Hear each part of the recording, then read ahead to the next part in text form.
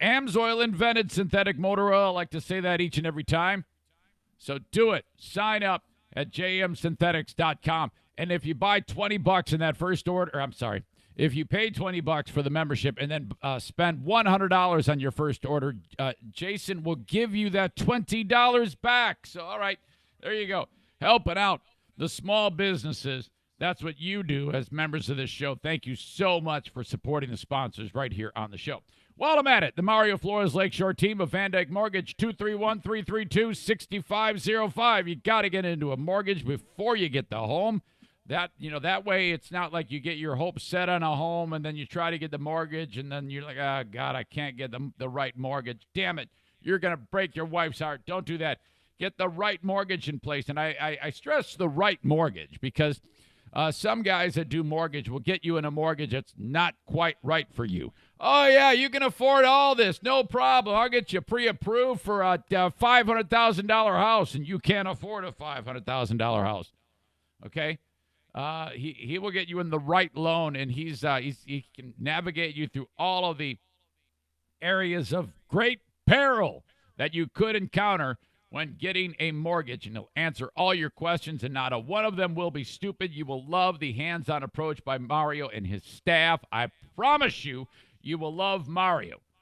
Go ahead and bang on the door of some other people in the industry, but Mario, I promise you, you will love him. The Mario Flores Lakeshore team of Van Dyke Mortgage. It's Friday. On your mark, get set, go!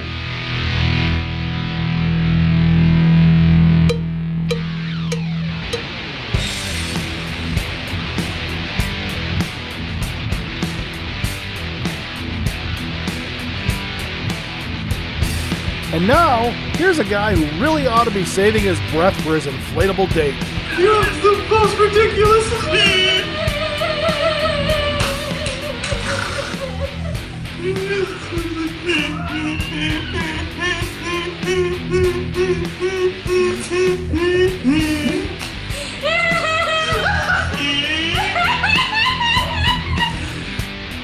It's the Eric Zane Show podcast with your host, Eric Zane. Well, thank you, Johnny. Welcome into the Eric Zane Show podcast. I describe it as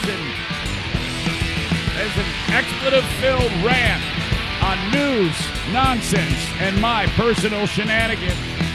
Set up right here in my house. Why not?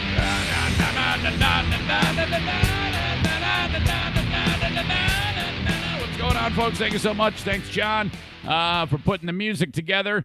Otherwise, we'd have no music. Music's key. You got to have something to, like, momentum in. You can't just start a podcast like... It's terrible. You got to have a little bit of flash in there. A little P.T. Barnum.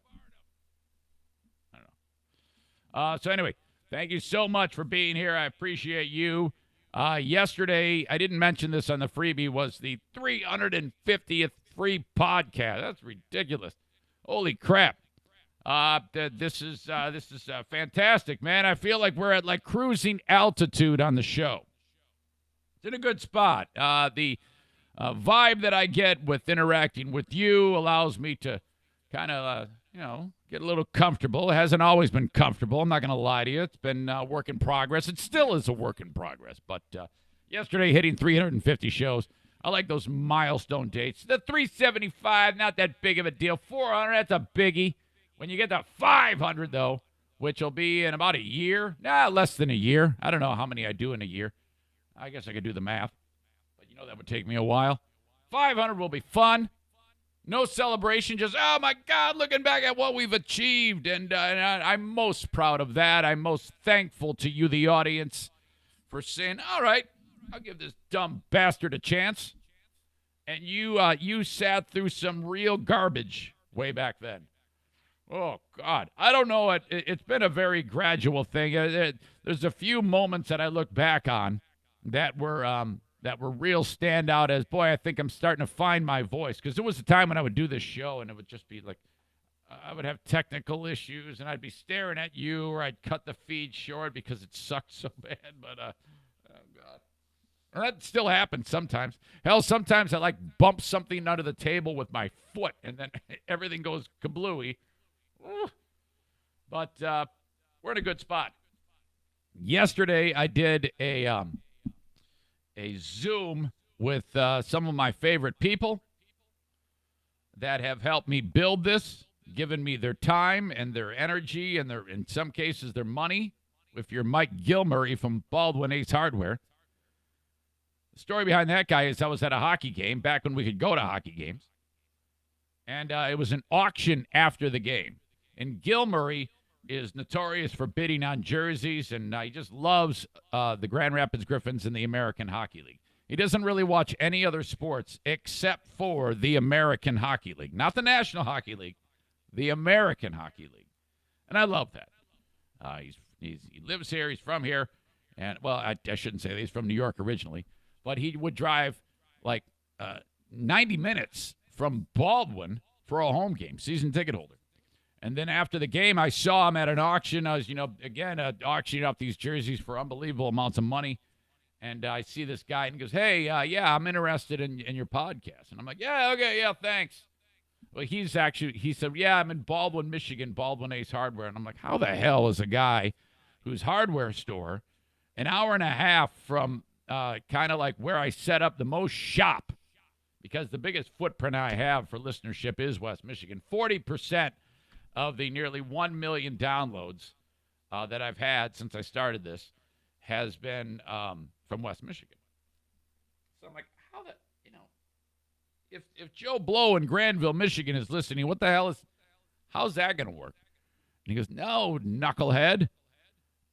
Where I am is a tourist destination for Michigan travelers. 75% of my business, Eric, comes from here. People travel up north. I want them to, I go, oh. All right, well, I'm glad you know more about this than I do. So that was it. That was the start of a beautiful relationship, and then we made love. We didn't make love. I don't know what my problem is today. You can tell it's Friday. I'm like, yeah, it's a weekend. Woo, yeah, let's go drink some Budweiser Zero. So there's that, and then we started the Hockey Heaven podcast, which is basically a chance to talk with more of the young players in the Griffins organization or some of the veterans that have seen a thing or two. And Gilmurray sponsored it. Well, we brought it back yesterday. We brought that thing back, and I had a guy piped in from Kamloops, British Columbia, the one and only Joe Hicketts. Was in his backyard with his Canadian flag behind him. It was a great setting. And then we brought in from Essex, Ontario, the one and only Matt Pumple, one of the top scorers in the American League. And then Gilmurray was there. I was here, and we detailed the story of, we finally got the truth. Who destroyed the Calder Cup?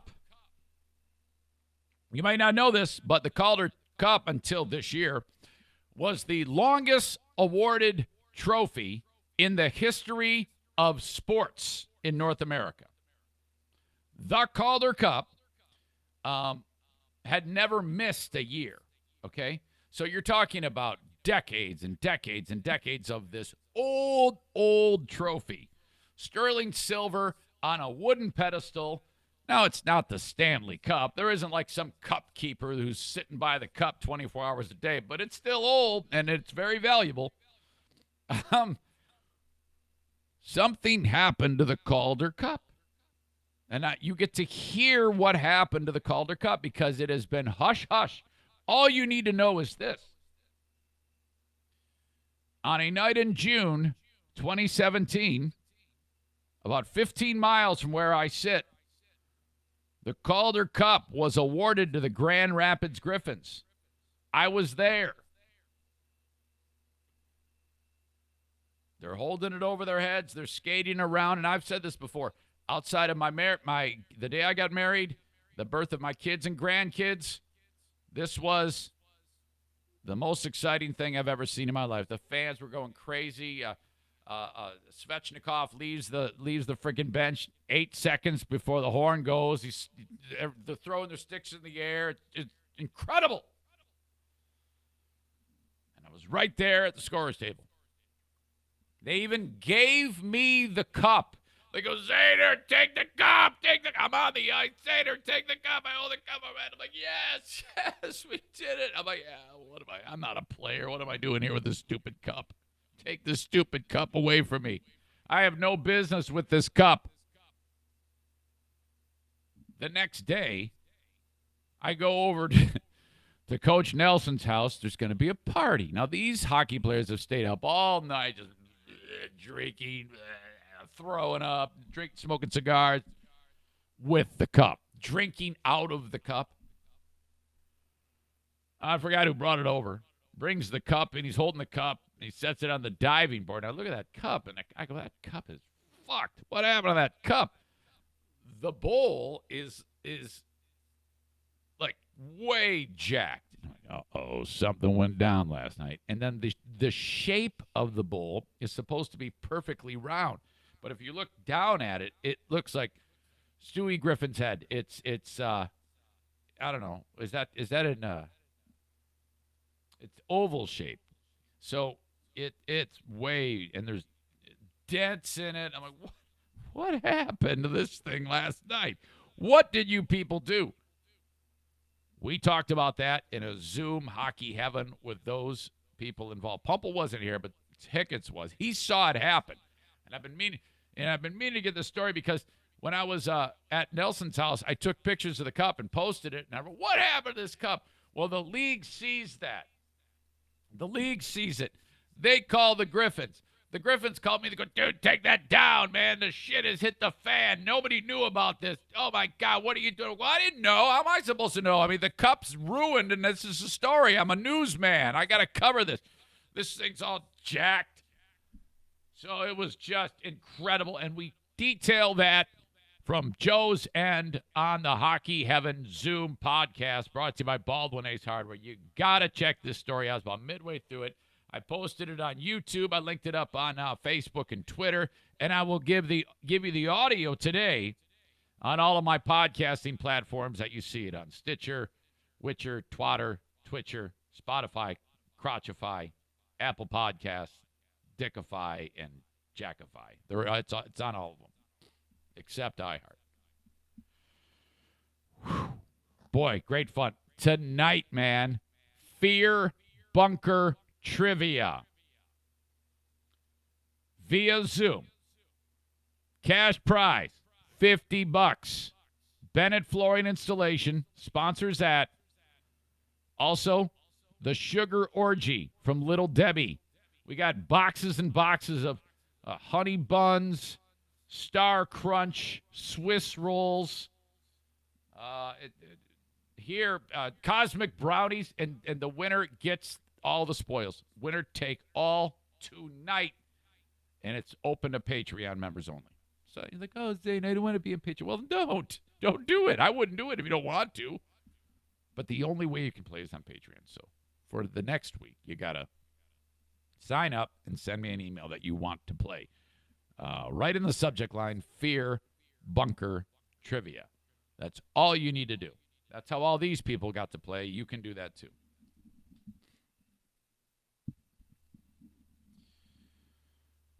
So much ground to cover today.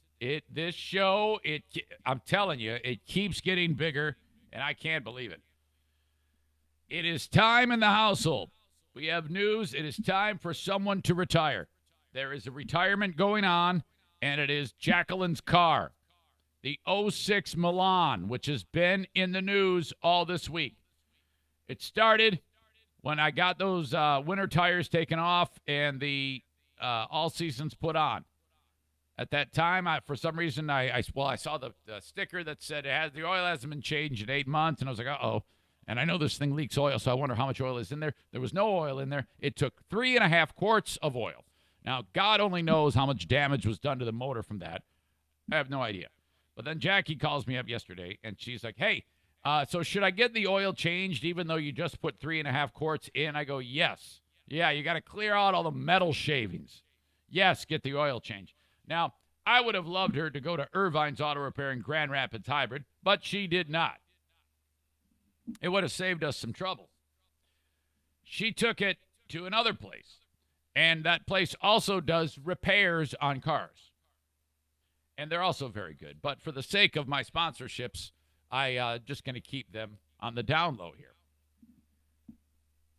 Jackie calls me up. She says, the mechanics say there's major problems with this car that need to be taken care of immediately.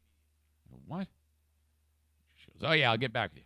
Well, turns out there is all sorts of, there's an issue with the steering and alignment, and I was told actually that there is danger that the wheels could actually fall off. No hyperbole, no lie, that the car is not roadworthy. It should not be on the road. There's a problem that needs to be taken care of immediately, not to mention a laundry list of other problems. And that's when I said, okay, don't do anything with it. Take what he gave you. Tell him thank you. You have a mechanic. And let's go backwards and get this car to Irvine's as soon as possible. She does. She gets it there. I was worried that the wheels would fall off. They did not. She gave it to Bruce, who is the top tech at Irvine's. Well, they're all top techs, but Bruce is the guy who I've talked about on this show before. And so Bruce says, all right, this is what we're going to do. So now I'm expecting a big bill. And then right away, Jackie is like, why don't we just get a new car?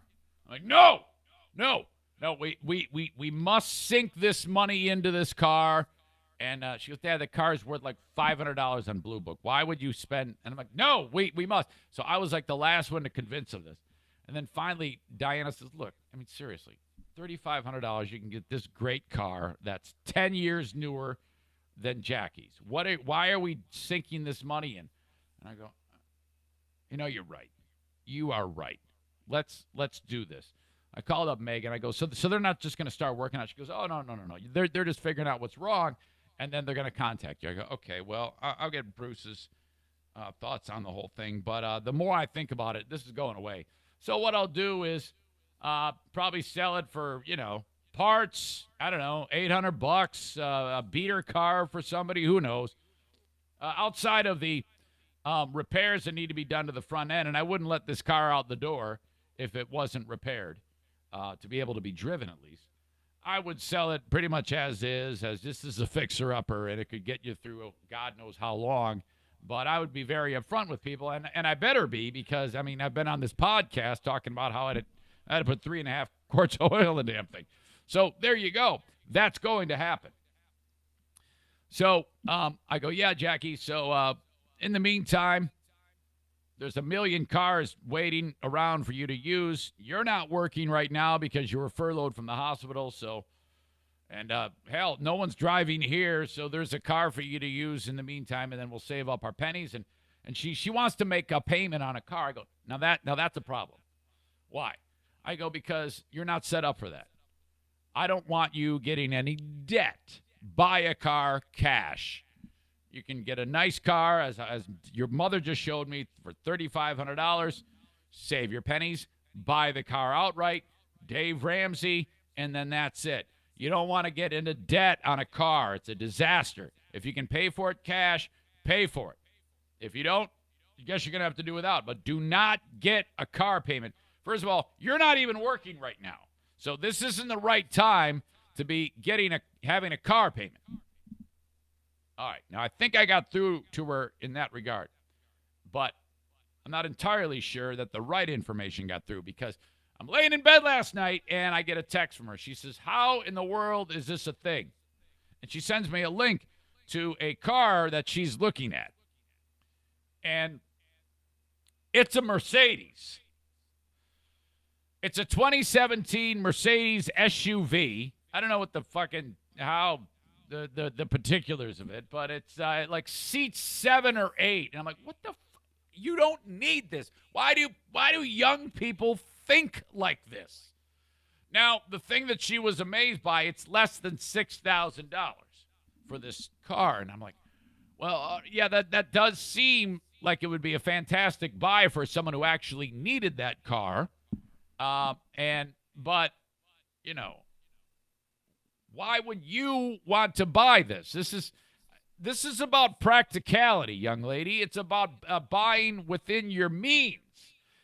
And a person who is not working and collecting unemployment shouldn't be buying a fucking Benz. So no, don't. But now she can do what she wants. She's 18. But when I lean on her, which I'm going to, I'm hoping to get some, old man wisdom into that young skull of hers. 50-50 as to whether it's going to work. I think it's going to work. But I don't know. Like, Jackie, you can't do that. Why? Well, first of all, that's out of your price range. You don't have $6,000 right now.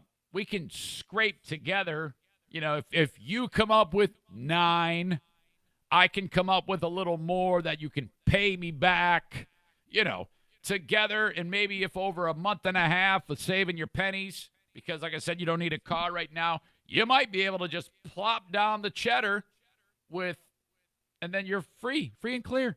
And there you go. Great car, cash. And you don't have a car payment. Seriously, this is how you do it. This is how you build wealth. Trust me, I've been the stupid kid like you and said, I got to get a great car. I got to spend more than I can afford. No, stop.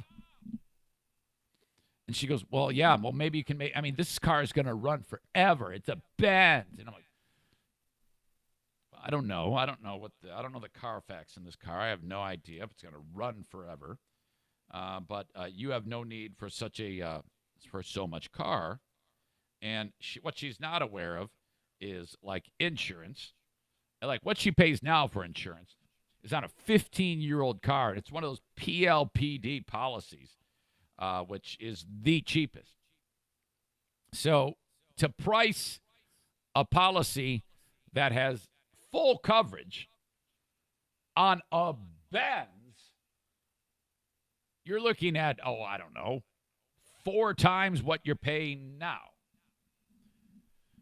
But, man, I just feel like this is an uphill battle trying to convince her of this.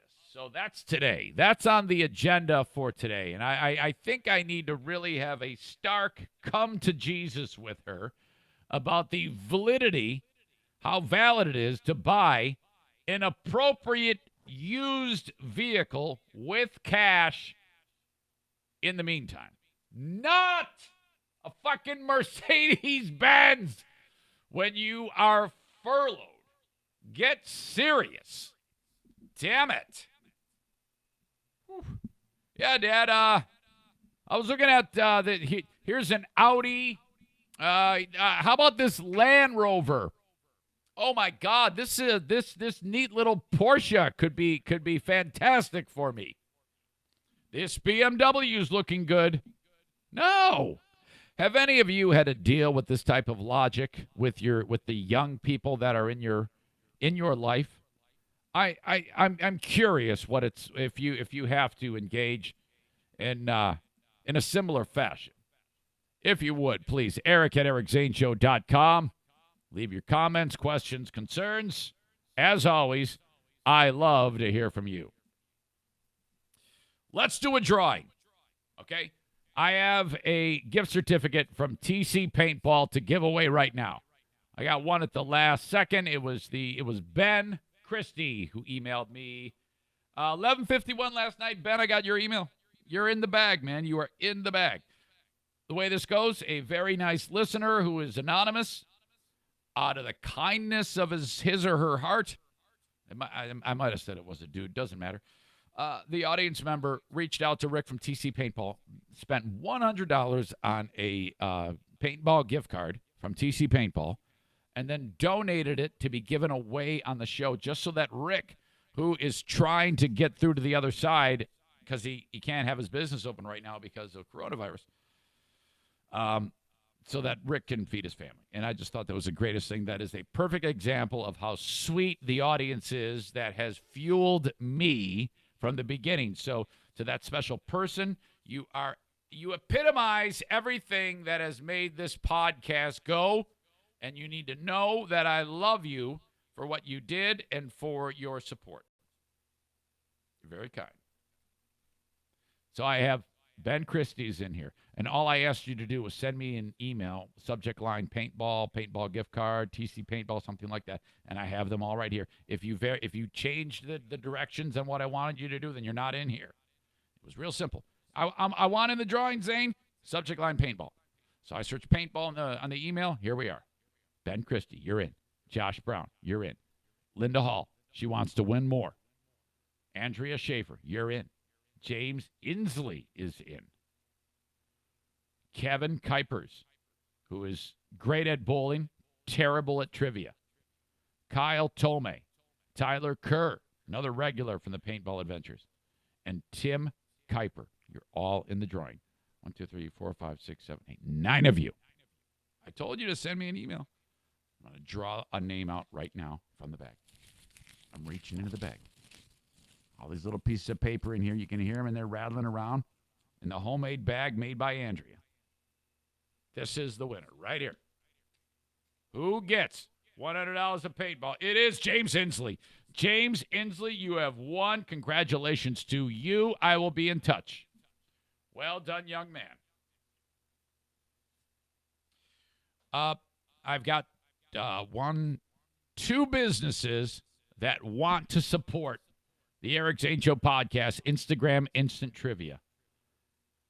And so what this means is, on Instagram, when I go live, and I haven't yet set a date or a time when I'm going to do it, I don't even know the frequency of how often I'm going to do this, but I love this bit. I'm on Instagram Live. I see there's 15 people watching the video. I click on a name. You accept. You're live with me, and you're on the hot seat. I ask you a trivia question. You have 5 seconds to answer it. If you do not answer it, I say, sorry, you do not win. And I have to hang up on that person and pick up the next one. And we do that until we get a winner on a trivia question. Each question is different. So if I ask the first trivia question, they don't have an answer, they don't get it right, I give the right answer, say, oh, sorry, better luck next time, and then move on with a brand new question. Whoever gets it right gets a $10 gift card. A $10 like Visa gift card or MasterCard gift card or Amazon gift card. A gift card worth $10. This is coming together in my brain. I had 2 sponsors come out of the woodwork that I'm fleshing out the details, and they can both be involved. It's awesome. But you must follow me on Instagram. Search Eric Zane Show on Instagram and just follow along. And I'll let you know well in advance when I'm going to do it. It's not going to be like random. I'll have a day and time. Like it might be every Wednesday at 6 p.m. is when we do Eric Zane Show podcast, Instagram Instant Interview. That way you're ready. Okay? I'm really stoked about this bit. It's going to be fun. Verbal trademark. It's mine. You radio people, you can take it. I understand. That's how everything in radio is stolen. That's pretty much the mantra when I worked in the biz. There are no fresh ideas. This one's a fresh idea.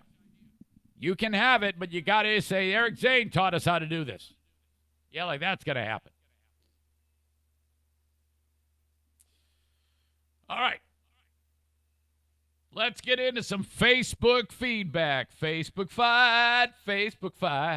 You are wrong and I am right. I think I got Stu to help me on that. I think I can actually use Stu's words on this. There we go. Facebook fight.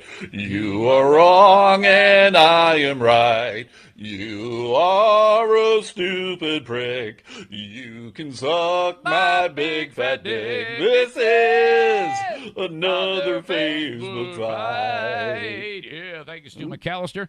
The LMNO podcast is what he does. Stu's got a free one, and he's got a Patreon one.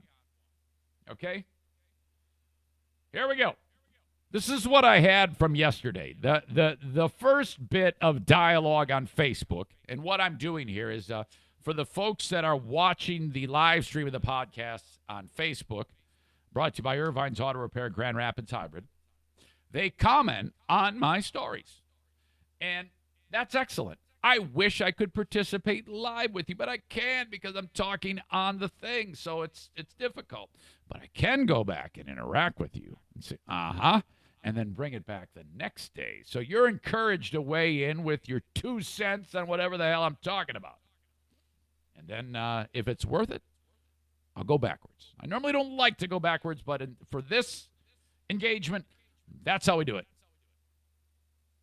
Oh, by the way, also on Twitter, the Blue Frost IT Twitter handle, at Eric Zane Show, if that's how you prefer to watch the live stream, or on YouTube, as I inch ever so closer to 4,000 hours viewed, which would mean I can monetize. I'm at about 2,700 hours viewed.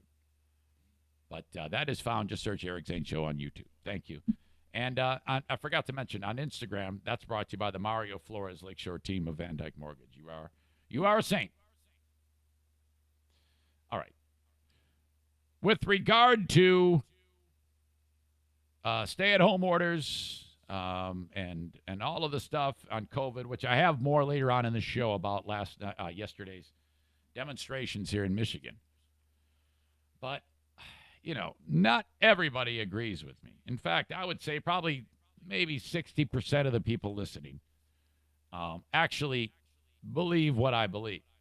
Now, fortunately, the 40% that don't believe me still listen, still engage me. Now, I don't look at them and call them idiots. No, I do. I absolutely do that. But I don't dislike them or hate them. In fact, a lot of these people are my friends. I just don't agree with them about this. And a lot of things have advanced their discussions since the lockdown started. And what I'm seeing now is ideas are being floated about economies are that political people are trying to actually destroy economies, like actually trying to they're using the illness to destroy the economy. And it boggles my mind that people actually think that. And now I don't want to sit here and get into point-by-point argument as to why I think that, but I do think you're crazy. Dean writes, the Nazis controlled the sheep with the media too. And here we go. It's these comparisons from these horrible moments in history. And it's like, what is happening here when all we're trying to do is make it so your ass doesn't get sick? Sure, it's awful. But you're saying now that we're talking this type of controlling. Yikes. Melissa says, history repeating itself. You cannot compare stay-at-home orders to keep you alive to over-the-top, the most heinous and horrible of things that have ever happened in history. You cannot compare genocide and controlling of people to stay-at-home orders. No, you cannot do that, and that's wrong. Dean follows up with, if people studied history, they would realize what is happening. You know, it happened then, so it must be happening now. It happened at one time in history when the Nazis controlled the sheep. Thus, this is actually happening right now. Oh, damn you, Dean! They would realize what is happening, controlling the masses with fear. No, what is happening here? Gosh, Dean, go do some push-ups, man. We're going to bust out 100 right now. You and Melissa bust out 100 push-ups right now and get that out of your brain. I added, I want to strangle the two of you. So painful to read. It actually makes me sad. Damn it. All right, so there you go. I just kicked off, and you received the kickoff. Now return it. Here comes more comments about this. Oh, my God. More on the stay-at-home in a minute. I want to get to something else that happened that needs to be addressed. As you know, when I post to Facebook or Twitter something that I'm talking about, something to engage you, I want you to comment about it. So thank you to Dean and thank you to Melissa for commenting as wrong as you are and as horrible as what you just said, it's encouraged. Also horrible was the discussion that was had via a post that I had yesterday on a topic that I discussed on this very show. And it is quite simple. It is, I was shocked to find out that at national cemeteries, you know, the white tombstones all perfectly lined up row by row. Brave young soldiers lying row by row. Rhythm corps. Boys dressed proudly in their father's clothes. Sheets, tags, plastic bags. And I forget the rest of the fucking words now. Anybody know Rhythm Corps? Anybody remember Rhythm Corps? Can we meet on common ground? Our world's so far apart that there's no need to be found. Sorry. Look it up. Rhythm Corps, Common Ground. That's a song that you could use now. Can we meet? So the tombstones, you got like Christian, Jew, Nazi. No idea how Alfred P. Kafka, who was 20 when he died in World War II, he was born in November of 23. He died in September of 43. How this German died on U.S. soil, or did he? I don't know. There's more than one Nazi who's buried in the cemeteries. What's happening here? I mean, the Germans, I don't think had invaded the U.S. So I don't know how in God's name a Nazi, a 20-year-old Nazi, is buried on our land. You think they'd be buried in Europe or wherever, Russia? Who knows? England, France. Buried here. So I said, well, that's bullshit. They need to dig his ass up and get him the fuck out of there. I don't want to be walking through this damn cemetery where the heroes who fought to kill that fucker are laid, and this fucker is there with his swastika on the tombstone. And then it actually says, I forget the inscription, but it said, he died for the Fuhrer. What? What the fuck is that? So I'm outraged. You got to be outraged in this day and age. So there was comments. And it got ugly. And people I love posted on it, and I was disappointed. I'll just go through it blow by blow. Kenny starts it off. This is what the big stink was about? There's way more important things to be concerned with. First of all, when people see things, they don't go, no, I wanna have a discussion, but I better go look for something that's more worthy of a discussion. So that's kind of weird. People discuss what they discuss, and so, all right. Yes, maybe there is more important things to be concerned with, but that's what I'm talking about here. Brian writes, Nazis were a political movement, not a people. Plenty were conscripted into service. Plenty of our dead are buried respectfully in Europe, most likely in Germany, too. Do I agree with the swastikas on the headstone? Not really, but let the dead man lay. I agree. I disagree. Mitchell, these guys didn't get buried last week. It was the people who made actual sacrifices to fight the Nazis that were the ones who did this. And I don't think any of us has the perspective of intelligently question their decision, all right? Randall says he's been there for 77 years. And he says, why move it? I said, because he's a GD Nazi. What the hell are you talking about? Dig his Nazi ass up and throw him in the garbage. Jake says there's a level of respect, Eric, and honor among the dead when it comes to the military. Leave the body in stone lie. This only shows your lack of understanding of World War II. You think the German war machine was comprised only with willing soldiers? Get the fuck out of here, he says. Randall follows it up with not all Germans were Nazis. Lots of the soldiers were drafted. It's like saying all the dead Americans are Republicans. All right. Maybe, maybe not. All I know is the evidence presented. American war hero tried to kill Nazis next to Nazi who tried to kill him. Get it out of there.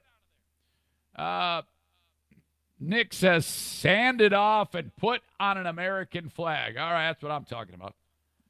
And I wrote, what the? It's a Nazi. Couldn't there be like a separate area for the Nazis then? Michael says, yeah, maybe with a fence and railroads nearby. Steve writes, actually, if you did some research, the spot he was buried back then was the spot with a lot of other POWs. At that time, they were in the farthest corner possible. Unfortunately, casualties of war made it so eventually they were at the corner. We can never imagine what it must be like to just take orders, as this guy might have been doing. Talk to a few Vietnam vets, and if they are willing to share, you will hear some horror stories of what the American government made them do. Yeah, whatever, it's very involved. But look, all I'm concerned with is headstone with swastika on it and says he fought for the Fuhrer. Get the fuck out of here. You do not memorialize Nazis with American war heroes in a pristine way like that. That's fucking bullshit. Alex says, so what is expected? Remove the headstones and leave the bodies? Remove the headstones and dig up the bodies? Then what? Throw them away or send them back to Germany? I doubt they want them. I don't know. I don't know what's expected, but I know what it should be. The expectation, get them away from our war heroes that actually died there. This is where Kenny really got in the weeds. And he needed to sit a couple of plays out here, and I think he got the message because he kind of left it alone. So he started out okay with his opinion, though I don't agree with it.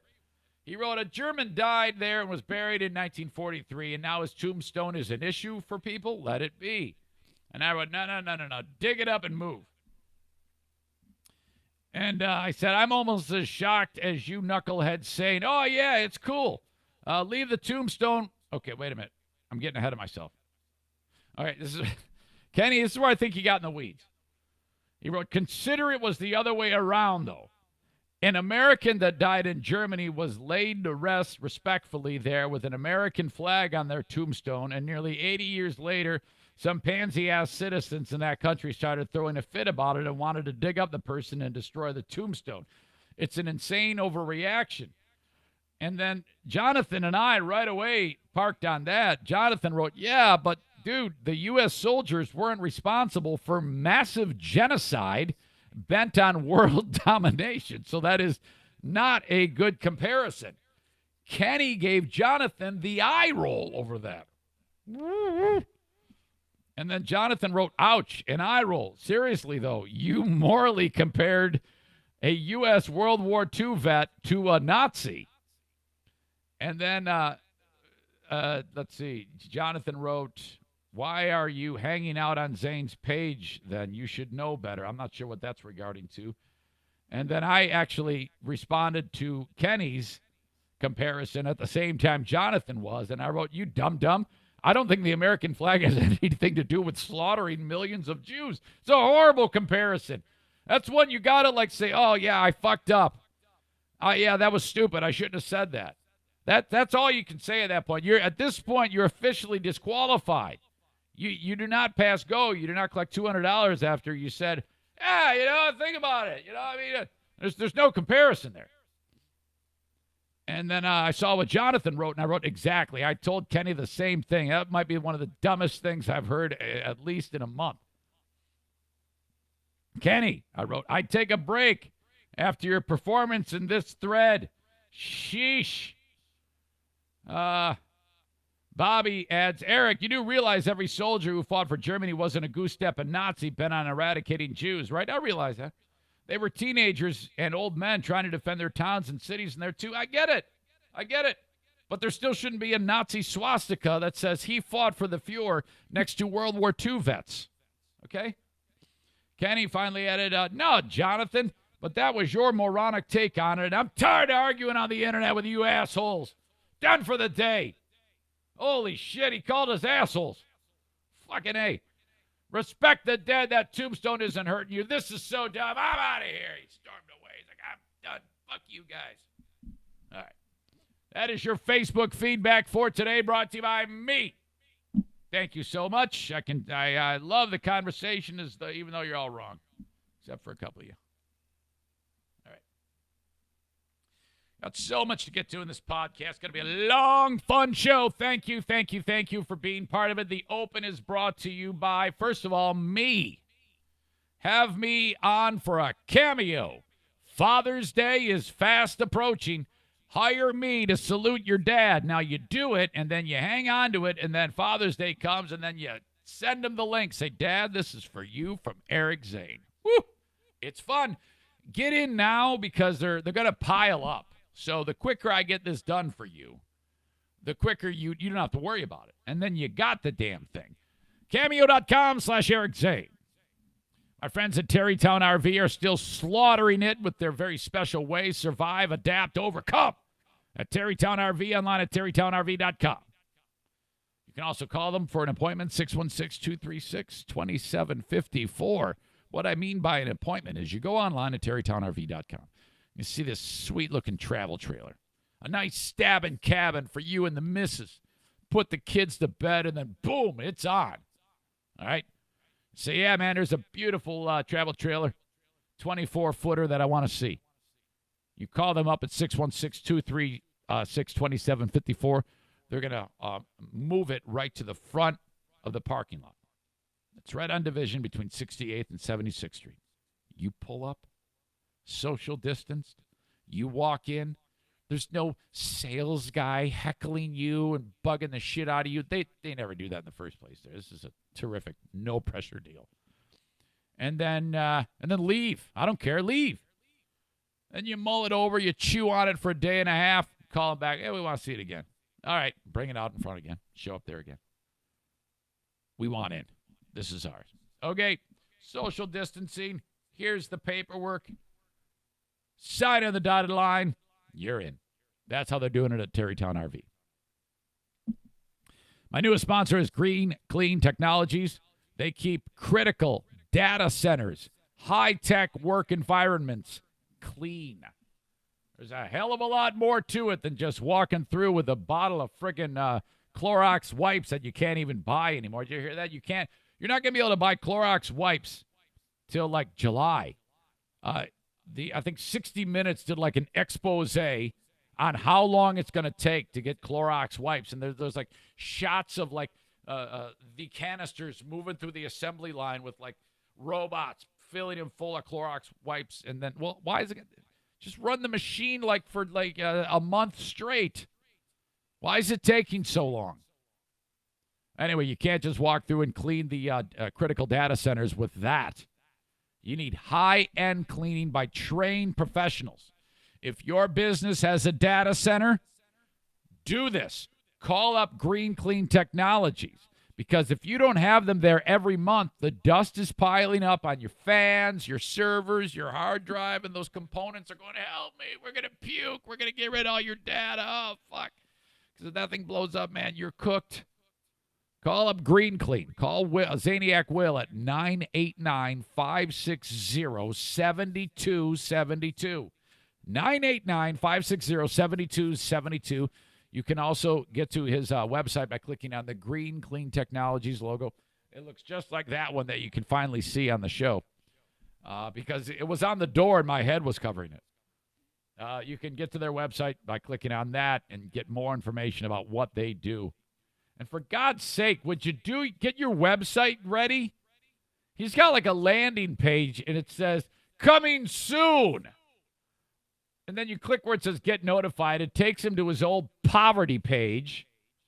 Dude, you got to have that thing humming. If I'm over here telling people to go to your site, and they want to see like video of you cleaning the stuff out and being a badass, cleaning a data center, a financial institution, or a medical facility or something like that. Thank you to Green Clean Technologies. Okay. It's a big weekend here at the Eric Zane Show podcast, and the reason why is because Diana is on the warpath. More on that in a second. But, you need to know that I have pretty much scraped the bottom of the barrel when it has come to Eric Zane Show podcast small business shout-outs. I have called each and every one of them. If you have not heard from me, or if the people you know's business has not heard from me, please send me an email, eric@ericzaneshow.com, subject line small business. I have left messages. I've either had them on the show or I've left messages. Some have not called back, so I can only do so much. There are some that have not gotten on the show. I have a few scragglers that I have to take care of in the coming days. This just popped up out of the woodwork, though, so I wanted to invite this person in right now. His name is Matt Rubino, and Matt is hosting something very fun today to help small business, and I'm going to have him join us to talk about it right now. Hello, it's Matt. Matt, what's up, buddy? How are you? I'm doing well. How about yourself? Never better. Are you like driving right now? Am I getting you while you're driving?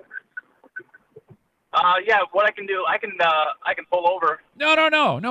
It actually sounds okay. Usually I'm scared to death of Bluetooth, but it sounds fine. Okay, as long as it sounds good, I'm good with it. Yeah, we ended up getting a lot more interest than we thought, so we're kind of getting things ready a little bit earlier this morning for our event today. Okay, now I haven't really said what the event is, but Sure. If I'm understanding correctly, you are shooting putting a shot into the arm to people who are in the food truck industry. Isn't that correct? That is correct. Yep, we're supporting any local small business food trucks. They would just need to be licensed for the city of Grand Rapids to serve, and we're just trying to get them all in one area. Eventually doing multiple events where they can, we can bring all the people to them, because right now a lot of food trucks they've been losing their losing events and whatnot left and right. So they've been going as far as going out into neighborhoods and whatnot, which is fantastic. But we want to bring everyone to them. I love that. I love this idea. This is fantastic. And more about you. First of all, this is all survive, adapt, overcome, which is what has been the mantra of people and myself since this all started. So they're so used to the people and busy in the workplace, downtown Grand Rapids and other areas, who just want something to eat while they're at work. But since no one's at work right now, this is a great idea. But you are not a food truck vendor yourself, correct? That is correct. Yeah, I'm actually the owner of the Revel Center, which is a wedding and event venue downtown. We've been shut down just like everyone else, and trying to get creative in supporting small businesses and just staying afloat during this hard time. And we feel for all the events that have been canceled and postponed and whatnot, and for all the brides that we've been helping out, and they've been fantastic. But it's just a tough overall. So we're just trying to be creative, trying to figure out ways to keep people's morale up and support businesses. Matt Rubino from the Revel Center in Grand Rapids. When I hear about people doing something creative to help others, as opposed to complaining and giving the world a horrible scenario, I am so happy to hear this. And considering the fact that you work in the wedding business, right away I'm like, well, sometimes people do things and it helps them, which is fine, but I think you're just doing this because you like helping people. Oh, absolutely. Absolutely. That's the biggest thing. It's always kind of been on our company's heart to always go out and help other people, always just try and do whatever we can. And we saw that this was a fantastic way to get out there and show people that, hey, let's support these businesses. We're a business. We need the support, but honestly, let's just do what we can. Let's just do some good, because there's a lot of negative. There's a lot of stress out there. All we can do is try to be good and try to help people. This is awesome, and the word is, I was talking to you yesterday. For today, you are at one location with several food truck options, and the idea is random people drive there, get the food, leave, and then those food trucks get a shot in the arm. People enjoy a nice meal. They get out. Everybody wins, correct? That is correct. Yeah, we're started out tonight from 5 to 9, and we do have another event tomorrow. And we're inviting food trucks out. That's a huge thing. We're trying to really touch as many food trucks as possible. Like I said, they just have to be able to serve in the Grand Rapids area and have a license. But if they're available, we want to do that. And so we've got limited spots for each event because we also want to make sure that each food truck gets enough exposure. So we don't want to have a huge event where, they're only going to get a little portion of the sales. We want to make sure that if they're coming out and they're serving, they're getting their trucks ready, that they're really exposed. Okay. To everyone coming out. Now listen, I want to make sure that I got all my everything appropriate here. Tonight's event from 5 to 9. Do you have all the food trucks you need for tonight? We honestly could use 2 more. You could use 2 food trucks to be where tonight? Yeah, they're going to be right at the Revel Center, which is 1535 Monroe Avenue, downtown. We're basically just north of Leonard Street. Okay, so if a person has a food truck and they want an infusion of cash, name recognition, part of a great event, they would have to contact you. How do you prefer the food truck operators to contact you, Matt? Yeah, they can either contact me directly at my email, which is matt@revelcenter.com, or they can go to our food truck drive-through page, which is facebook.com/food truck drive-through GR. I will link all this up. Now, that is for tonight. So, right now it's 9:02 that I'm doing this live, and people are hearing it later on the recorded podcast. You got to fire up the truck and contact Matt ASAP, and you're going to make some cash tonight. Isn't that right? That's correct. We've had a lot of great exposure. We've been talking to a lot of people. We want this to be a worthwhile event, and that's why after tonight we're looking at hosting more events. So all of our events will be posted on the GR, the food truck drive-through page. So people can come out and support us. And we just want it to be a safe, fun event. Everyone's socially distanced, doing our best to get people in and out real quick so that they can go someplace else and enjoy the food and allow for others to come in and order. Okay. Well, all right. 5 to 9 tonight. Food trucks. You need 2 more trucks for tonight. Is there anything set in stone for your next event? Like, do you actually have a date and time for the tomorrow thing? I guess you do have a date for tomorrow, but what time tomorrow? Yeah, from 11 to 7 tomorrow, and we honestly could use 3 more trucks tomorrow as well. So, if there's some places where we would love to have them. Like I said, they just have to be licensed to serve in the Grand Rapids area, and I can share with them more details about how everything will be working. If they have online ordering, that's fantastic, and we can just go from there and do a great, safe event. So we would love the support. All right, so take me through this. You're working hard to come up with this event. A handful of months ago, your entire summer was blown out of having weddings. Isn't that correct? Yeah, that is correct. Yeah, it's been just terrible, honestly, for the wedding industry in general. I mean, for everyone, honestly, but for us particularly, all of our catering vendors, flowers, everything that's involved in weddings. Everyone has had to just reschedule things, move things around, and it's just it's something that no one has ever dealt with. And I am praying that once this is over, that these businesses will pull through and will become stronger from it. We'll have some things set in mind for the future as far as what can we do if this happens again? How can we make this as stress-free as possible for all the brides that are booking with us and for all the clients that are booking with us, and just be a little bit better prepared, in however way that can be. It's hard to say that we weren't. I mean, this was just such an event that no one had any idea was coming. I mean, it just hit us. Yeah. And so it's been hard. It's been tough, and honestly, we want to support all these food trucks, but we want to come up with other creative events and creative ways to support other businesses. You got to do well. it, man. You got to do it. And you know, the more We're sorry, I don't mean to interrupt, but the more you move your feet, man, the fact that you're actually doing this at the same time in the parking lot of your place is brilliant. It's brilliant because I'd never heard of you prior to this. Now I know you're there. I'm looking at the website pictures. The room, the space is absolutely immaculate. You've done a fantastic job. Was that an old warehouse or something, Matt? So at one point there was actually a VFW hall. And they had ended up, we're looking to get out. And back in 2016, we came in there and we basically did a full remodel of the space. It was basically myself and my brother who owned the Revel Center.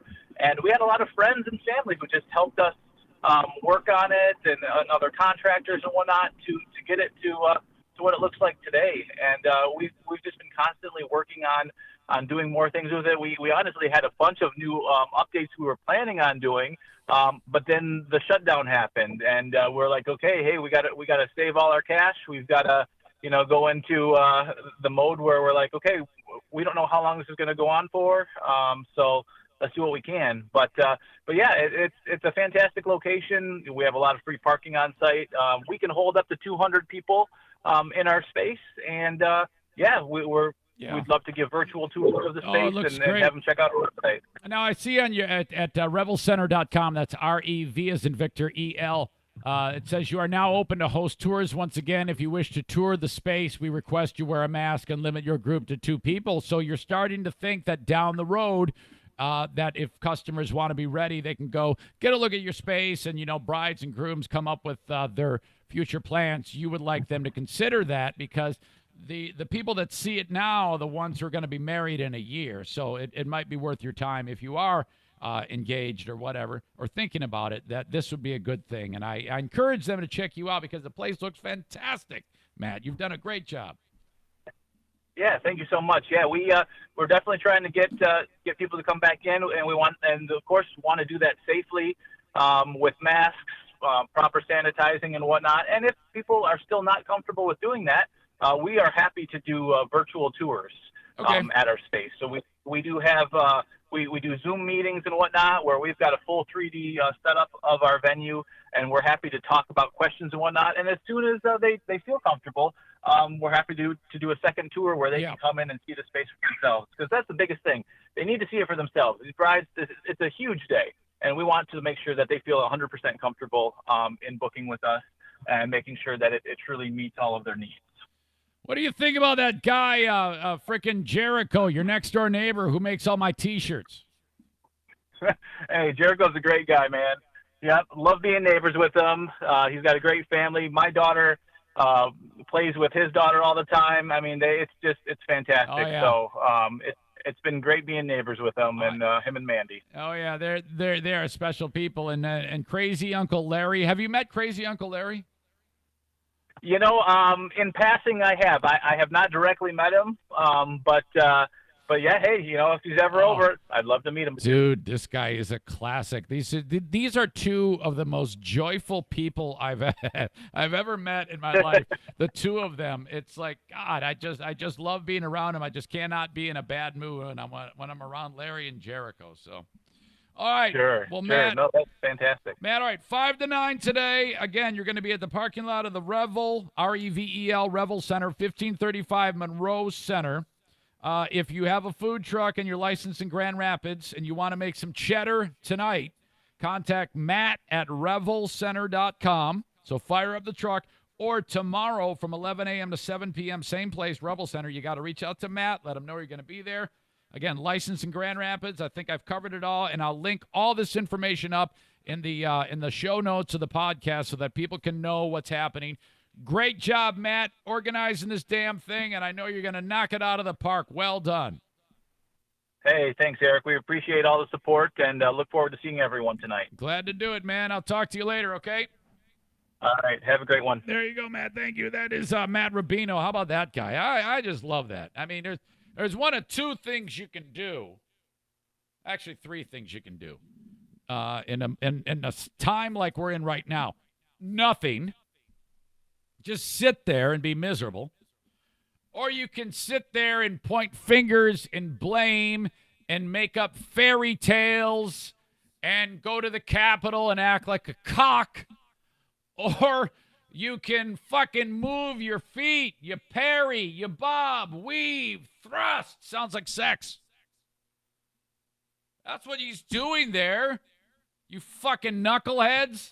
Quit sitting around like a fucking pussy and figure something out. Make yourself viable somehow. You got a fucking brain. Use it. Asshole. All right. Well done, Matt. I love that story. Damn it. I want to run through a brick wall for that guy because of what he's doing. Awesome. There'll be no brick wall running because I'll be here at the house this weekend because I've been given two major tasks. The temptress / warden was upset at me yesterday because I had failed to hire Best Bark and Stone to deliver the hated pile of mulch. Now, I have a long, rich history with mulch. Typically, the mulch would be delivered, and then it would sit there in a pile on my driveway. You know, most families, it's delivered, and then by the end of the day, the mulch is laid out into the respective beds, the flower beds, landscaping. Mine is more like a part of the, like it looks like a mountain in the driveway, and it just stays there. It's like becomes part of the driveway. You park the cars around it, the kids play on it. You know, it just stays there. I had one time it stayed there for so long that the dye that was in the mulch burned into the cement and stayed, the actual dye stayed there for the whole summer. Well, hell, it wasn't until midsummer that I was done putting the mulch down. By the time I get the mulch down, the snow is starting to fall. My neighbors hate me. They are, you know, it's just one thing after another. It's shitty cars in the driveway, leaking oil, fights going on. The baby birds shitting on everything. House is green because all the freaking moss growing on it and algae. Dale's got to come over and clean the house. Dale's coming over next week to clean the house, by the way. Power washing. Superior Power Washing. Dale's getting back on the show, too, as a sponsor.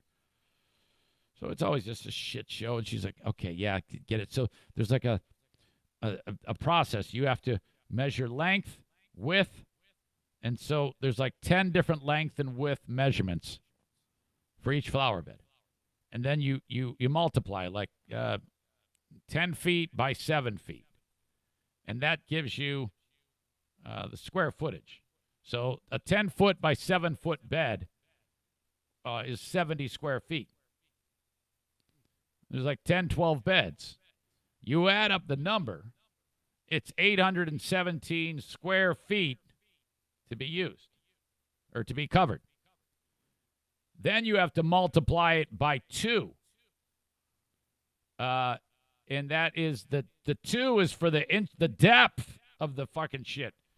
So that gives you another number. And then you divide it by like 324 or some 300, and that gives you cubic yards. Now it says 5 cubic yards. I did exactly what it told me. Then I put the same variables into another mulch calculator, and it said 61 yards of mulch. So I'm like, wait, all I'm doing is what you told me to do on both of these. So what is it? So I did not choose to buy 61 yards of mulch. I mean, that's like, it would be so incredible to see 61 yards of mulch. I think 5 cubic yards is right. Hubbard, does that sound right to you? Hubbard owns Best Bark and Stone. He's the dude I bought it from. He was on the Small Business Shoutout not long ago. I think that's right. I know it cost me like $180. Best Bark and Stone. I'm going to drop it off tomorrow. So I say to Diane, I go, how do you expect me to do this? What do you mean? I go, well, you already have me doing something. Well, I'm going to do it. I'm going to do all the mulch. And I'm like, okay, Well, that's not going to happen. You know it's going to go on me, but she says, I want you to open up the pool. We've got an in-ground swimming pool here. I don't even go in the damn thing. It's just a place for the dogs to go and nearly drown. All the bulldogs, the two, Daisy and Bruce, have to wear life vests so they can swim around in the algae-filled mess. And we're going on budgetary terms, so I don't have anybody opening it for me. I'm actually going to do it myself. Now, I haven't opened a pool up in years, so this is going to be a disaster. I'm probably going to destroy the damn thing. So this is all on my plate for the weekend. I can promise you there is going to be plenty of adventures to discuss come Monday morning on this podcast. All right. We're finally going to get into the protests from yesterday. And boy, things went down on the state capital of Michigan. Michigan is one of the hardest hit states. And I have an update as to what went down. I'm going to talk about that next. First, though, don't forget, I've got Eric Zane Show podcast, Growers 101, with my next sponsor, Horizon Hydroponics. I got a handful of you who are going to join me next Thursday at 6 p.m. on Zoom. It's going to be awesome. If you've ever wanted to start growing stuff inside, and I don't care if it's marigolds or the best cannabis in the world, you need to be here for this, especially in the great state of Michigan, where it is so incredibly legal to do this now all of a sudden. I was just seeing a story that the marijuana industry is booming in Michigan despite everything being shut down. Horizon Hydroponics is a big part of that. So if you've ever want to get in on this hobby, or maybe you are already in on this hobby, and you want to ask the expert John from Horizon Hydroponics, who's been doing this forever, and he is the sweetest, kindest guy in the world, then join me. I will moderate. So start thinking up the questions. I want you to laundry list them. Throw it all at John. It's next Thursday. And if you want to participate, send me an email, eric@ericzaneshow.com, subject line, Growers 101. It must say that so that I can search for you when it comes time to invite you on the Zoom. All right?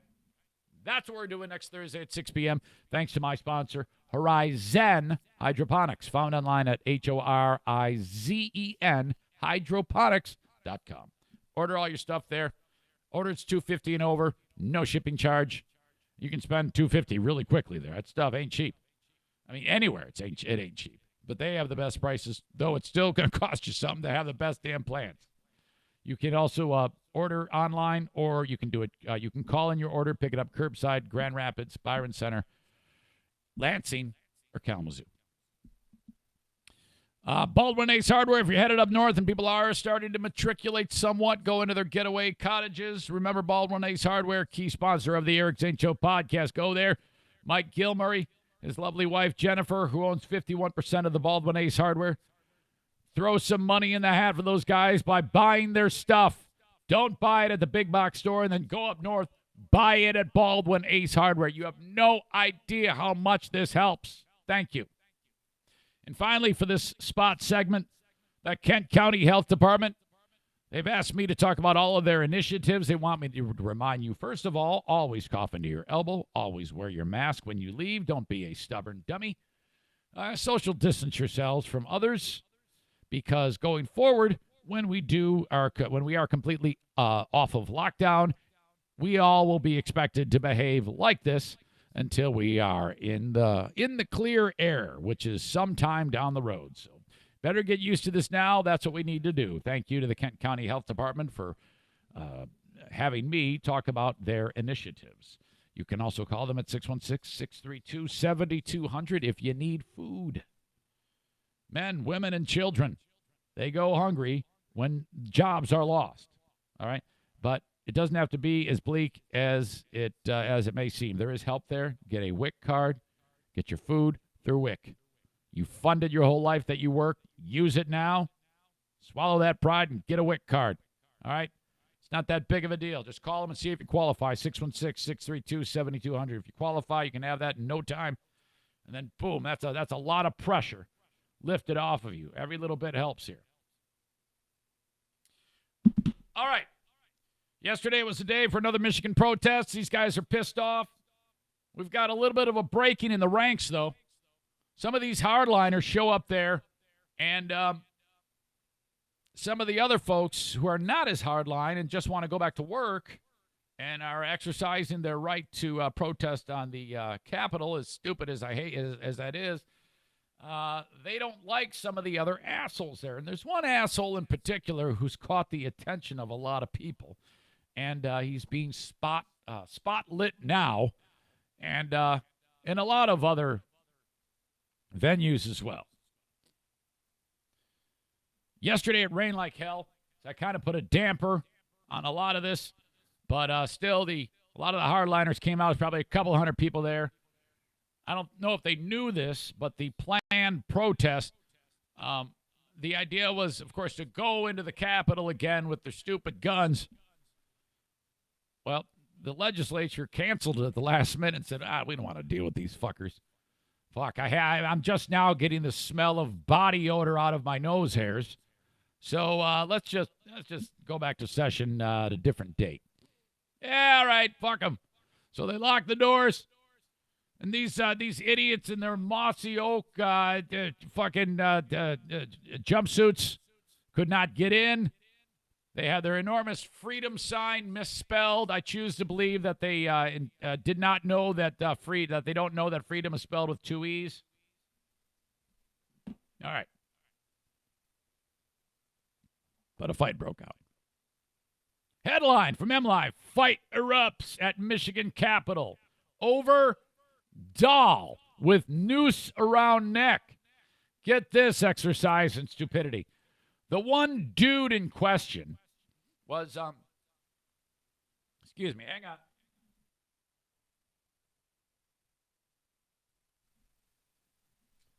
The one dude in question, I posted a picture of him, and you've probably seen it by now. He's soaking wet head to toe. He's got glasses. Half his teeth are busted out. He's got a snarl on his face, this weird-looking, shitty Indiana Jones hat on, and he looks pissed.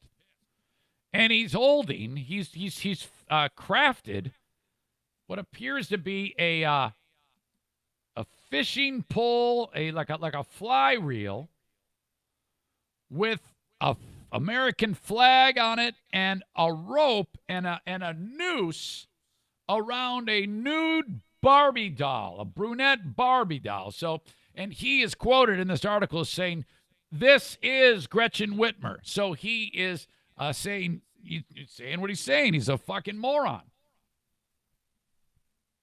Well, unfortunately for all you idiots who were there, he is your leader. This is the face of your movement. No one knows anybody else there. They know that this guy, he is right now, this embarrassment to the human race, is your leader. Forget Garrett Soldano. And which, by the way, did you hear that idiot's page got shut down by Facebook because he was spreading COVID, false information about COVID, which he was. And by the way, it's all an attention grab. I've got an inside source who knows that guy firsthand and hates him and called me up and said it's all an attention grab. He even told me himself he doesn't care about any of this. He's only about promoting his stupid chiropractic. He's an idiot. So move over, Garrett Soldano. This guy is your new leader. Whether you like it or not, he is your representative going forward. So guy with fishing pole, Gretchen Whitmer, noose likeness. Okay. Well, some of the people there that are also there, they don't like that he is their leader now. So, there's been a lot of pissed off people about it. So a fight broke out. Now how this, let me see, how did this all unfold? It says Michigan State Police surrounded the guy, and that's weird because I had a detailed account of it, and it seems to have left me. It's just a bunch of pictures. Hold on. Okay, here we are. Fight broke out on the steps of the Capitol during a protest aimed at Governor Gretchen Whitmer. The photographer is a guy named J. Scott Park. He's an MLive photographer. He witnessed the fight break out, and I'll link all this up in the notes. After a man carrying a garbage can, this is our guy here, or your guy. He had a garbage can filled with a sign, an axe, and an American flag, removed the flag from the garbage can. Attached to the bottom of the flag was an unclothed doll with brown hair that was hanging from the noose. I take it back. I don't know if the guy who grabbed that is our guy. And let me read on. Organizers of the protest called the display hate speech, and when one protester tried to take the doll off of the flag by your guy, a skirmish broke out. The man who brought the flag fled away from the fight and to the lawn of the Capitol where the state police surrounded him. Now, I'm not sure if the guy who grabbed the flag out of the garbage can with the noose attached to it, he was probably like, the garbage can is no place for an American flag. So he might have been doing that, and he doesn't want the fucking noose attached to it with Barbie on it. So he's ripping it off, and then the guy who brought it is your guy that I was talking about. He didn't like that. He says, no way, man, my noose should stay there. Well, that guy, that little shit, was taken into the Capitol building following the altercation because everybody else wanted to kick his ass. So they're breaking ranks. The hillbillies are breaking ranks on this shit show that happened. The man was taken to the Capitol building. MSP Public Information Officer Brian Alexic, who was that roly-poly guy that was I talked about yesterday, said the man who brought the flag was interviewed by police, and he will be allowed to press charges if he elects to. So the cops are doing it by the book. I wish they would have just kicked his ass and bounced a billy club off his head a few times. We took his report. We will investigate thoroughly and file our report. The cops are being so professional, and that's too bad. That's bad news that they're being professional. In his report, the victim stated that he and the person he fought with have had issues with one another prior to Thursday's protest. But details on those incidents could not be shared by the police. The man was allowed to leave the Capitol property and did so without further incident. Following the fight, an unidentified woman who claimed to be the one who grabbed the flag from the idiot was seen speaking to other protesters. I took his flag away because that's not what it stands for, the woman can be heard saying in a video.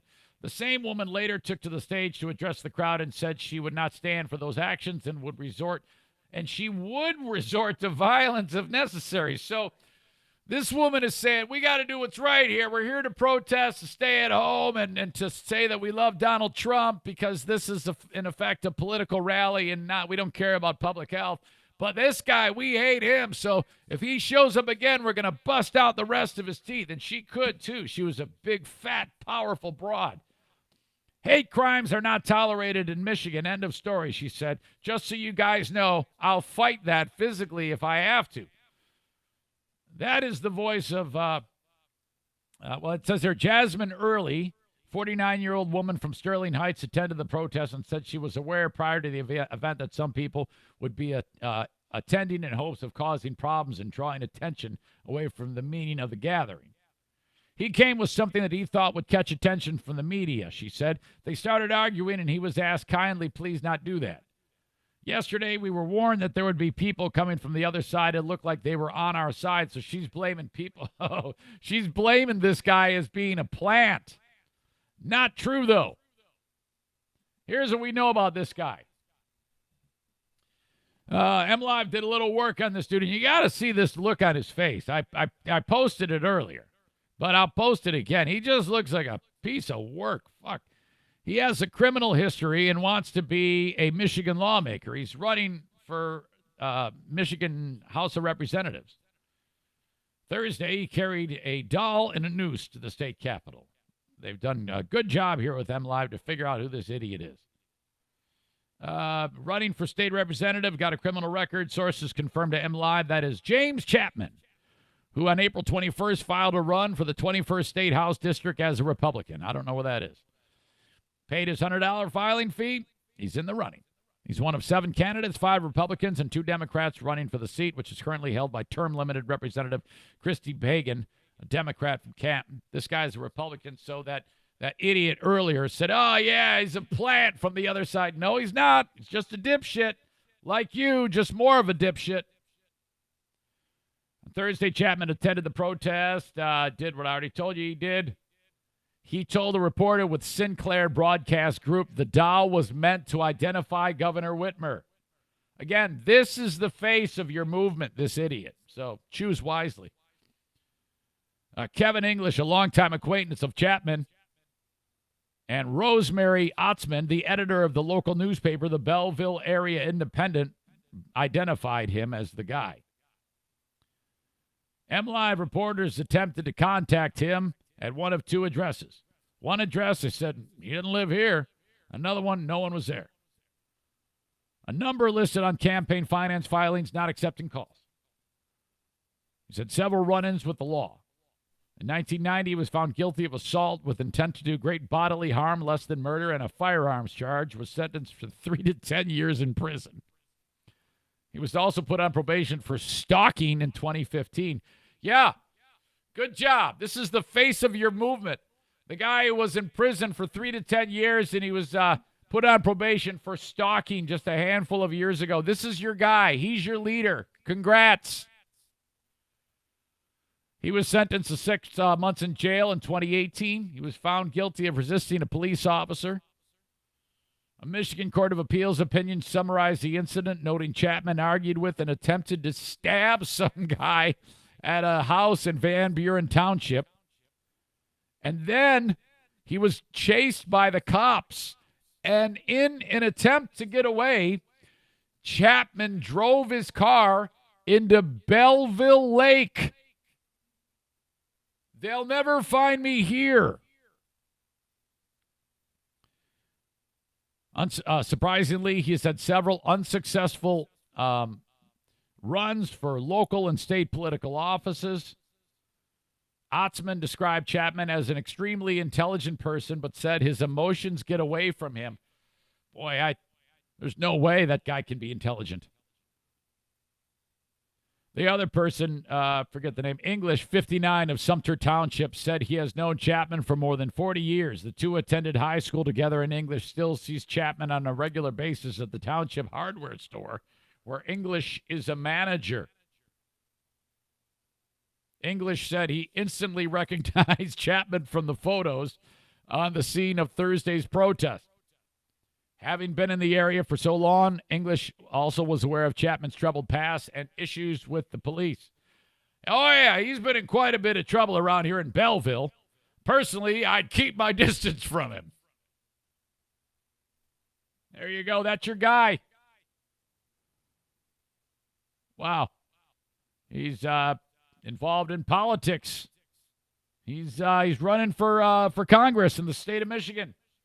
Cast your vote for James Chapman for more entertainment. Your leader, front and center. Congrats on your movement. No one was there to see it at the Capitol. Have a nice day. What an embarrassment. So much more to get to on the podcast. Guess what? I've got a story that has nothing to do with COVID-19. It involves a guy who was a bodyguard for someone famous. I love when this happens, and he is spilling the beans. Spilling the beans of how much of a douchebag this guy is. I love it when these things happen. The bodyguard spoke, and wait till you hear. You'll be no surprise who he is the bodyguard for. He was on a podcast talking about it. I will cover that in just a minute. But first, I want you to get a T-shirt for the Eric Zane Show podcast. If you enjoy the show and you want to support it, easy way to do that is by getting a T-shirt at ericzaneshow.com. Thank you very much. A&E Heating and Cooling. If you need work done on the on any of those units, we're getting close to air conditioning time. And Joe Martinez at 616-516-8579 is the guy that I want you to call upon. Comfort with confidence. What is that all about? Well, as I've talked about on the show, Comfort Maker is the company that he works with. That is the brand name, Comfort Maker. Comfort Maker Air Conditioning and Heating. Okay? The Comfort Maker Air Conditioning and Heating should be in your home. If you don't have the Comfort Maker Air Conditioning and Heating, you might be having some problems. That's who Joe works with, 616-516-8579. Comfort with confidence. You might need that thing tuned up, the AC. The one that you have right now, I want you to call upon Joe Martinez. It was $89. It's $79 now when you mention the show, 616-516-8579. Do mention my name, and you will save that money. You're getting close to having to turn that thing on here in Michigan. So do call upon Joe. Also, key sponsor is Blue Frost IT, the managed IT service provider for the show. 616-200-8550. If you're a small business or medium-sized business, needs an IT department, you don't want to be starting the process when things go south with your IT. You want to have that group ready to go. The boots are on the ground with Blue Frost IT. You must have it lined up. So it would be a bummer if, you had to start from scratch when there is a problem with your IT. Start now by calling 616-200-8550. Mention the show, please. I always love it when the sponsors know that you heard it from me. They have a special rate going during the pandemic, half off the hourly rate if you need something done pronto, okay? They slashed it in half because small and medium-sized businesses are hit the worst here, and you don't have a lot of cash laying around to take care of your problems, but you still need your gear fixed.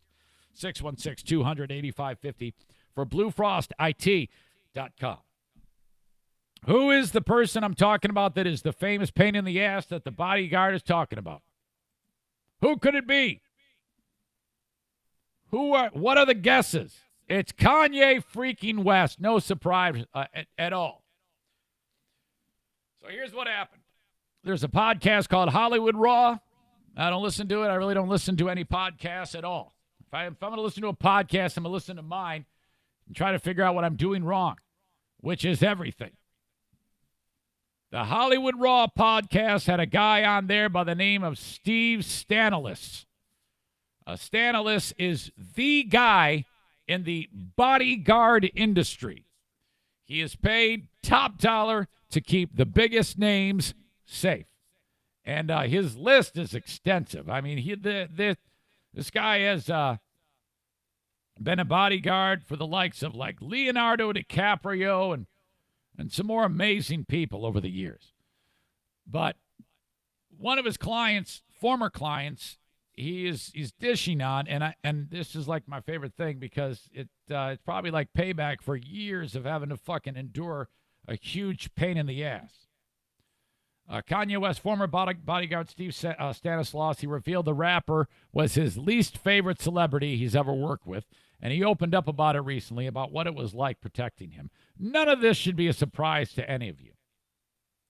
According to Steve Stanilis, Kanye had ridiculous rules that everybody had to follow, and including him. And one of the things he did was, as a bodyguard, you want to be near whoever it is that you're working with. When you have someone as rich and famous as that, it's one thing to be having to deal with fans who might come running at you and might be overzealous. But what if you got somebody who's got you at knife point or gun point or hates what you would say or wants to kidnap you or something like that? You got to have this guy nearby. But Kanye is such a dumb shit. The rule was Steve Stanilis had to stand far behind the rapper on the street, which made it much harder to keep him safe. Sorry, I'm struggling. He wanted you to stay 10 paces behind him on a city street, Steve said. And this is coming to you from BuzzFeed. I'll link the article up.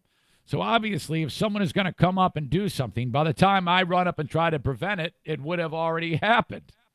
But he insisted. He also shared a story of the first time meeting Kanye West, which Steve says involved a lot of ranting and raving on Kanye's part. It was Fashion Week.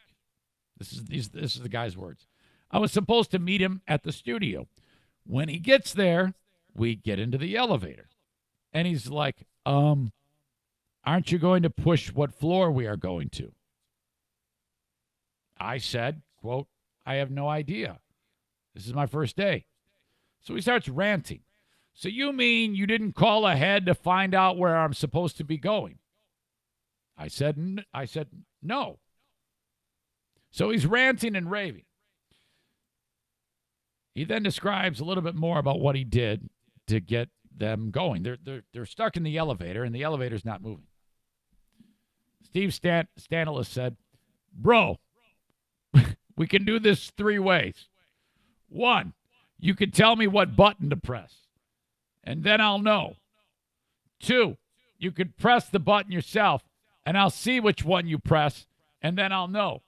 Or 3, you can sit in here all day and tell me how important your time is, and we are not going to go anywhere." That's their first interaction. So it sounds to me like Stanilis has a little fuck you money there. You get hired by one of the biggest names in entertainment at the time, and you're looking at him saying, yeah, dude, I don't give a shit who you are. I'm with some of the biggest names in the industry. You're not going to intimidate me and bully me. I'm your bodyguard. Fuck off. I love that. It happened numerous times, Stanilis said, referring to the times he allegedly had to give Kanye 3 choices for things. He says, I would do that all the time. I'd give him the 1, 2, 3s. Stanilis also opened up about what it was like dealing with all the paparazzi. You know, how often do you see these guys? There's a million people taking pictures of them.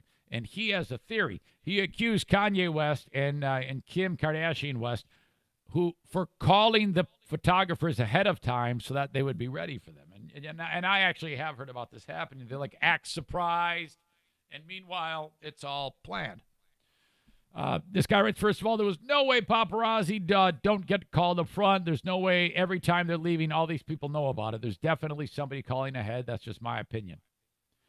I'm just saying it's coincidental that wherever they are, the paparazzi are, maybe they're just better than I think they are. Stanilis said that when he tried to protect Kanye from the paparazzi, Kanye would get angry at him for, quote, being in his shot.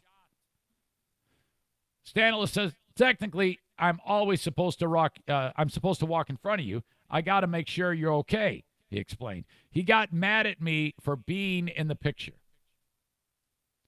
So I'm like, are you serious?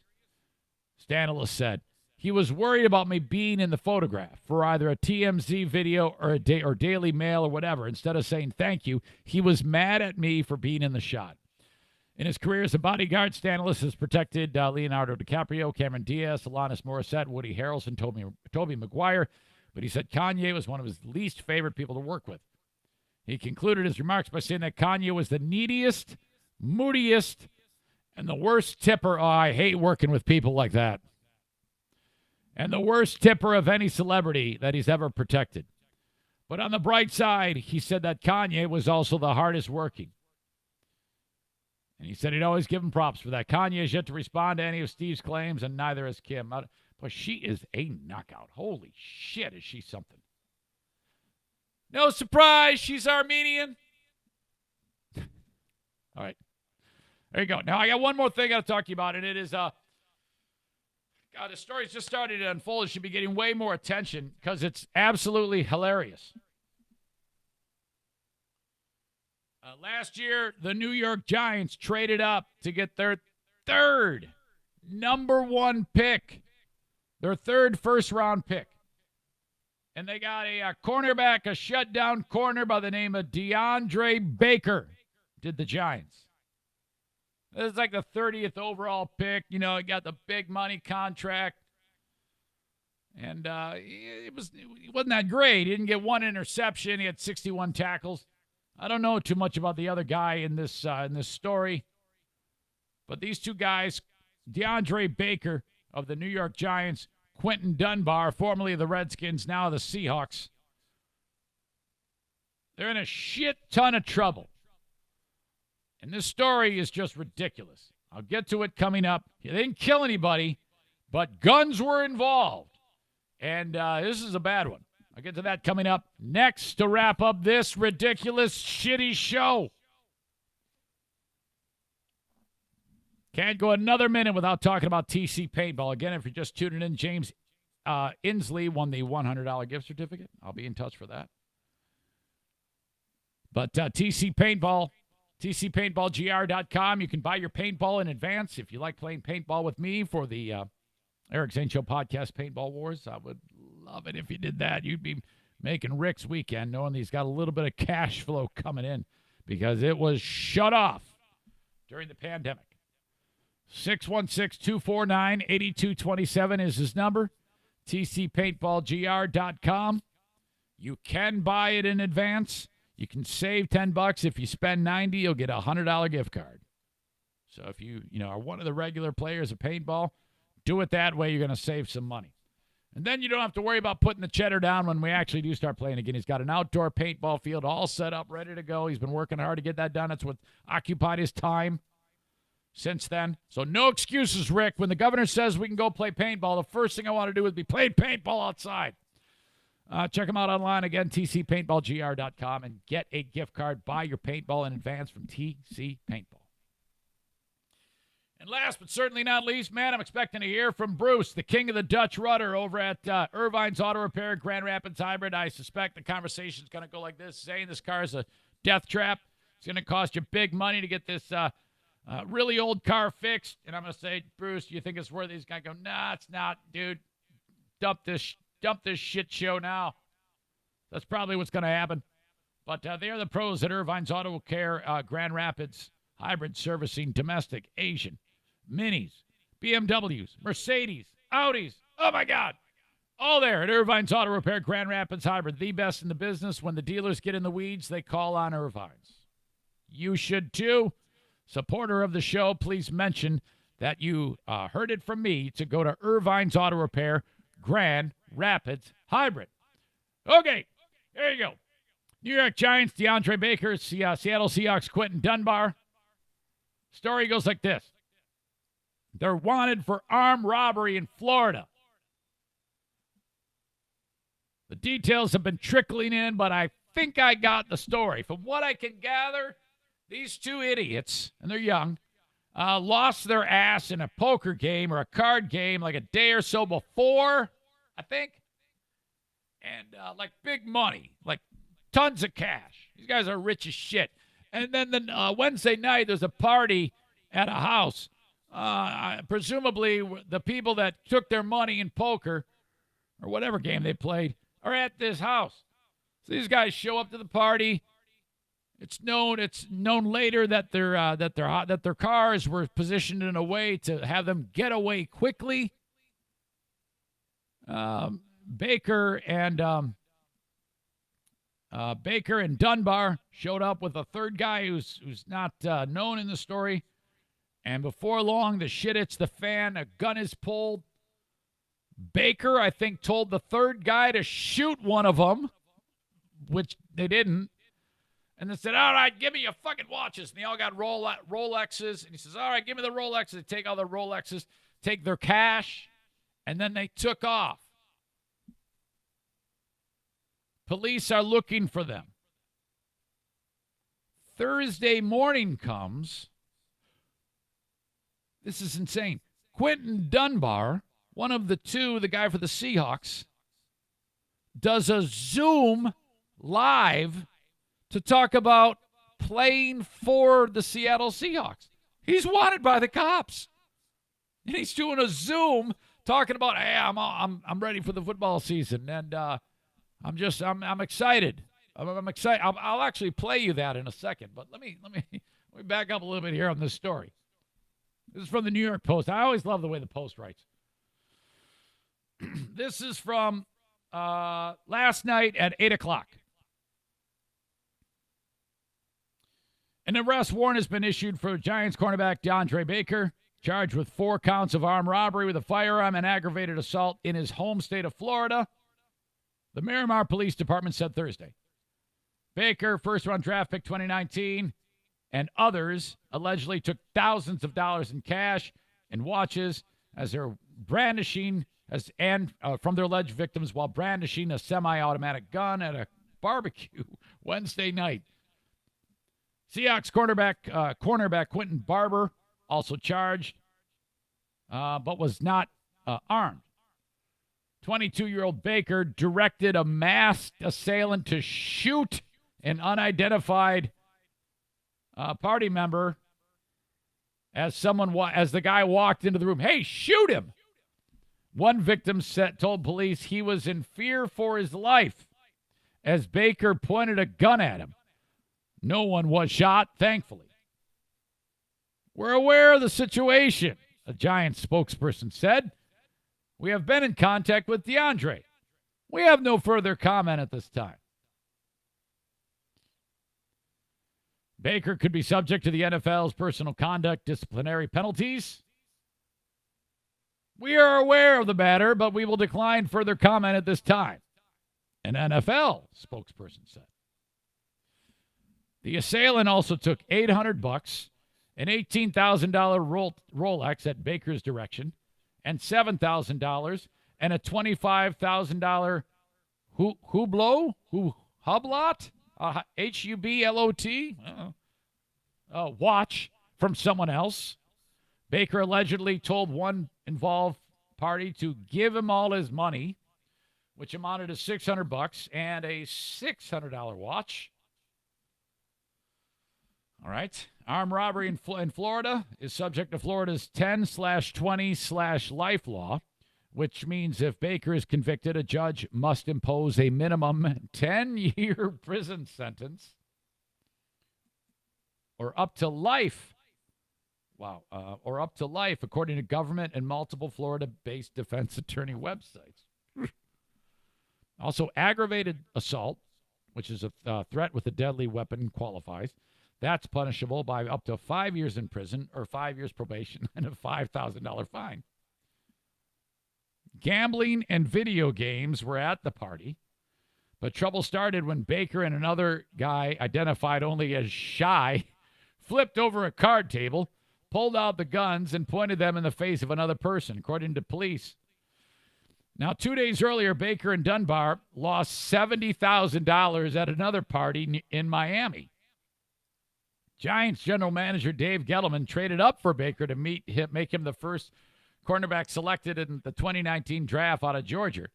He signed a 4-year, $10.5 million contract that included a $5.6 million signing bonus as part of the $6.1 million in cash that he made last year.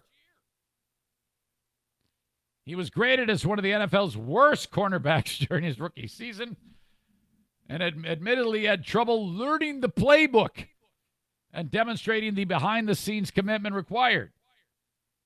He improved his play as the season wore on and was penciled in as the starter this season. Now, the other guy, Quentin Dunbar, how in the fuck can it be that he's wanted by cops yet doing press conferences via Zoom to talk about joining the Seattle Seahawks? That makes this story even more crackers.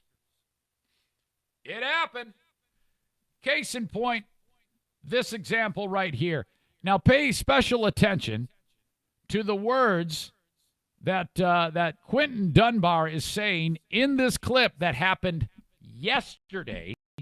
This guy is wanted by police for robbery, okay? Oops. I need to start that over because the clip wasn't turned up. Here we go. You just want to feel wanted at the end of the day. So, them guys made their job to trade for me, and that's good enough for me. And I just hope to repay them with, the way I carry myself as a person. You just want to feel wanted at the end of the day. So, them guys made their job to trade for me, and that's good enough for me. And I just hope to repay them with, the way I carry myself as a person. All right, now, it's a little screwy sound on the Zoom, but this is 12 hours after he just robbed everybody, and it's that last line. The way I want to repay Seattle, I'm going to say it in English first. I want to repay Seattle by the way I carry myself as a person. 12 hours later, he was robbing people with his buddy holding a gun, and they took off in getaway cars. And then he's saying, I want to repay Seattle by the way I carry myself as a person. Now, I actually transcribed it exactly as he said it, and then I'll read it to you after this. You just want to feel wanted at the end of the day. So, them guys made their job to trade for me, and that's good enough for me. And and I just hope to repay them with, the way I carry myself as a person. And you just want to feel wanted at the end of the day. So, them guys made made it their job to trade for me, and that's good enough for me. And, and I just hope to repay them with, the way I carry myself as a person. Fantastic. Bo on the package, 12 hours after robbing people at gunpoint. He's talking about how he wants to repay them with his behaving as a person. Ladies and gentlemen, Quentin Dunbar and DeAndre Baker. My God, what the fuck is that all about? Woo! All right, we covered a lot of ground again, but there's more to cover on the Patreon bonus. That's right. I'll do the Patreon for you after I get a cup of coffee and make some breakfast for my lovely wife. I appreciate all your feedback. The things you say on Facebook. I appreciate you arguing me, even though I'm right all the time. Remember, at the end of the day, I am right. You are wrong. If you agree with me, you are correct. It's really simple. You are still allowed to listen. If you are wrong, you are still allowed to give me feedback if you are wrong. But know this, you are wrong. I said this yesterday and I'll say it again. I hope you enjoyed the podcast. If you didn't, fuck off. Talk to you down the road. Bye-bye.